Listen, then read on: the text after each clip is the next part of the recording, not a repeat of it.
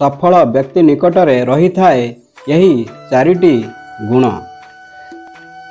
आचार्य चाणक्य निजर नीतिशास्त्र रे जीवन में सफलतार स्वाद चाखिबा लगी अनेक उपाय विषय वर्णना करिसंती। बंधुगण सेथिरे सफल व्यक्ति निकटरे थिबा चारि गुण विषय कुहा जाइछि। यही गुण थिबा व्यक्ति केबे हेले विफलतार स्वाद चाखि न थाए, सफलतार सीढ़ी चढ़ी थाए बोली आचार्य चाणक्य कहिसंती।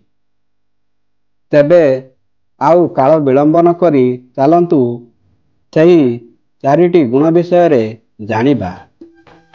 आचार्य चाणक्य कहती जो भली सुनार मूल्य जानिबाकु हेले ताकू घसीबा, काटिबा, निआरे तताइबा, छेचिबा आदि उपाय करा जाई थाए। सही भली मनीषर परिचय उक्त गुण जरियारे करी हुए। श्रेष्ठ मनीष जानिबाकु हेले तार सचोटता, चरित्र, भल गुण एवं तार आचरण देखा जाई थाए। यही गुणरू व्यक्ति जनक खांटी सुना कि नकली ताहा जानी हुए। जो पुरुष सचोट तार चरित्र भल, समस्त अभ्यास मध्य भल एवं आचरण व्यवहार मध्य भल, एमितिरे तार सफलता को केही रोकी पारंती नाही। एमिति व्यक्ति समाज रे निजर मान सम्मान बढ़ाई थांती। परिवार पक्षरु से बहुत सुखी रही थांती। एपरिकी तांको जीवन रे सर्वदा शांति रही थाए।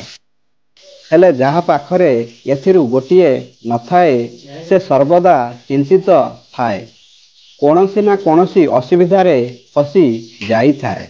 चाणक्यंक मुताबक सफलता पाइबाकू हेले मनीष को निजर आचरण सर्वदा भल हेबा उचित। एथिसह चरित्र को नहीं मध्य सजग रुहंतु, कारण सफलता पाउथिबा व्यक्ति मध्यरे भल गुण थाए एवं से सचोट रहुथिबा जोगु भल मनीष होई थाए। बंधुगण, वीडियोटी भल लागिले वीडियो गोटिए लाइक एवं आम चैनल को सब्सक्राइब करिया को भूलिबेनी। धन्यवाद। जय श्री कृष्ण।